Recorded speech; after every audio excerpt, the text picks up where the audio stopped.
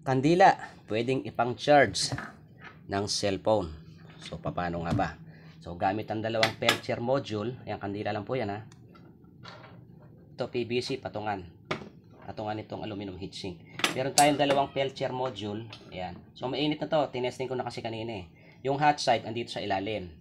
Para mainitan ng aluminum heatsink. Ayan. Ngayon, yung cold side, itong ibabaw. Papatungan natin ng tubig na malamig.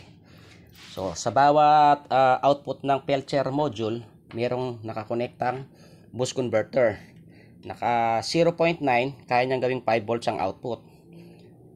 Pinarallel ko siya para i-connect dito sa charging port. Okay, nakailaw na pala yung ating 5 volts na LED. Ayan. So, ayan siya mga ka-DIY. So, ngayon naman, mainit-init na yan. Pwede nang mag-charge ng cellphone. Alisin ko tong sa ilaw. Ngayon, ito yung sa cellphone. Okay, so dahil 600 mA siya, naging 1.2 na ngayon dahil pinarallel connection ko. Ito. So ngayon, plug ko na yung charging cable. Tingnan nyo mga ka-DIY.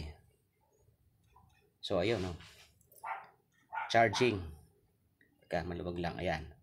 Ayan, yan. So ayan. So nagcha-charge po siya.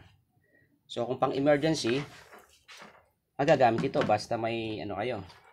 Meron kayong kandila o kahit anong mainit o kaya sakalan, then may tubig kayo, magagamit ito in case of emergency. So i-plug ko ulit ito sa ilaw. So ayan. Ano ba? Ano yun? So maliwanag po yan mga ka-DIY. So paano nga ba siya gumagana? Teka, tanggalin ko, baka sabihin nyo may battery. Wala pong battery yan. Switch po ito. So paano nga ba siya gumagana? So pag itong Peltier module na TEG, pag nagkaroon ng magkaibang temperature sa kabilang side niya, nagkakaroon ng Seebeck effect. Kaya yung heat energy ay nako-convert sa electrical energy. So ayan, ganyan lang po siya. Ayan. Yung boost converter in parallel connection para maging 1.2 amperes. So ito siya sa ilaw. So ulitin ko, magcha-charge ulit tayo ng cellphone. Medyo maluwag na yung ano nito eh. Dito sa may port. Ayan siya mga ka-DIY ha. Ayun. Ayun o. Charging. So yun lang mga ka-DIY. Thank you for watching.